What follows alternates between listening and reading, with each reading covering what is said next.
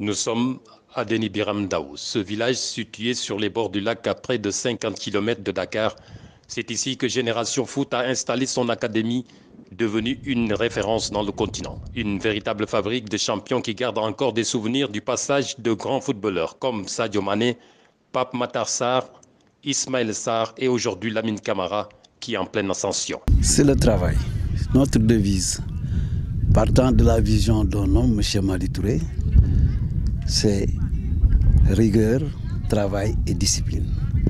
Donc ici à Génération Foot, vous le constatez même au moment où on fait cet élément, que les gens ne rechignent pas à la tâche.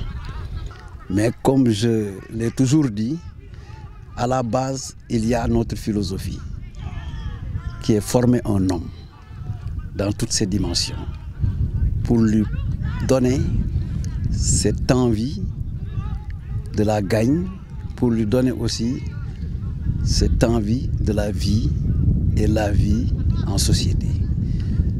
Donc aujourd'hui à Génération Foot, nous développons des jeunes que notre service ou direction du recrutement a pu dénicher.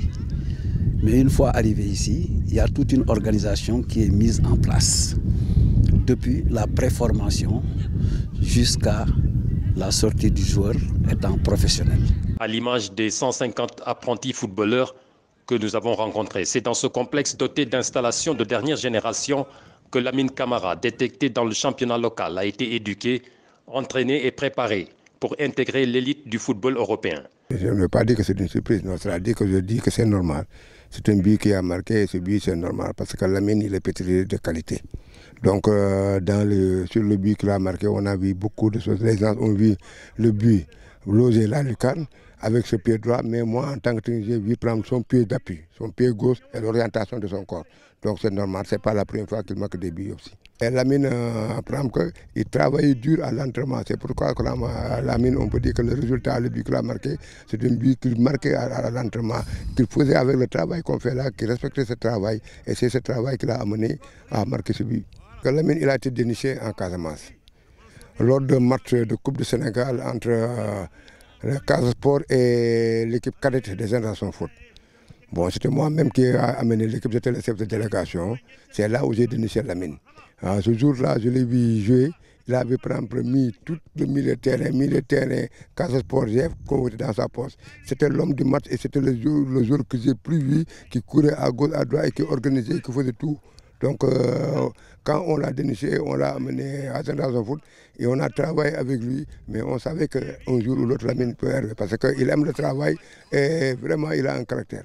C'est quelqu'un qu'on a eu sous notre aile depuis quelques années et qui nous a quittés il y a presque 7 mois pour aller vers Metz.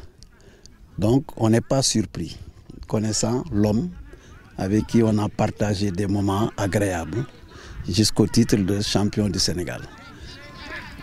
Sa rentrée dans le football professionnel français aussi a démontré son réel potentiel des qualités techniques, mentales, tactiques, physiques. Ce n'est pas pour rien qu'il est titulaire en Ligue 1. Et sur les terrains de Ligue 1, chaque dimanche, il essaie avec son groupe de faire ou de donner le meilleur de lui-même. Lamine Camara, c'est un joueur complet qui a fait ses gammes ici à Génération Foot.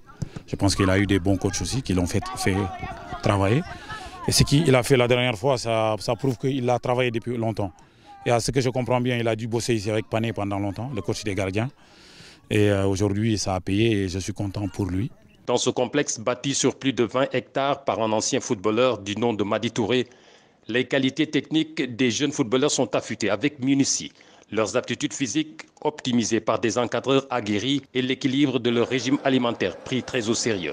À Génération Foot, c'est une organisation, c'est des étapes qu'il faut franchir avec un staff, des installations de qualité qui nous permettent vraiment d'avancer dans nos projets. C'est ça Génération Foot, une organisation des installations de qualité qui nous permettent d'avancer dans notre projet et d'atteindre certains objectifs dans le développement 10 joueurs. La notion sport-études, également une réalité à Génération Foot. Initiation et perfectionnement en informatique, des cours d'enseignement général et professionnel sont régulièrement proposés aux apprentis footballeurs dans ce lycée érigé au cœur du complexe. Quand on parle de Génération Foot aussi, n'oublions pas tout ce qui a été abattu par les autorités de cette institution avec notre club partenaire, le Football Club de Metz. Et nous venons de quitter des Messins tout de suite qui ont apprécié non seulement les installations, mais la qualité du travail qui se fait ici. Donc, je pense que si nous voulons encore faire progresser les jeunes, il faut les mettre dans les meilleures conditions. Et les autorités de cette institution ne cessent d'améliorer ces conditions.